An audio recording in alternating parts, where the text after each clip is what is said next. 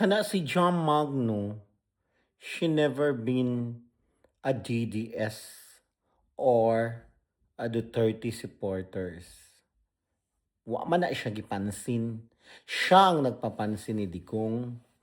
Ya pagkahuman kay dili man mo obra ang iyang drama kay BP Inday Sara, iyan ang gitirada. Giapil pa gyud niya si Kitty. Di gyud daw siya mo support sa mga Duterte. Kay ngano, we don't need you. Dili man po ka supporters kay adto man ka sa mga mubayad nimo. Suma ka kinsa man ka ni suporta sa una. Kay Nograles, ya asa man gibutang si Nograles nga gisikad-sikaran magtaman. Ya mao na karon nga wa may kalaban ng Duterte sa Davao.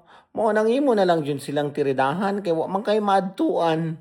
Wa may mubayad nimo kay wa may musukol sa mga Duterte sa Davao City. O, di ba? Makaluluoy ka!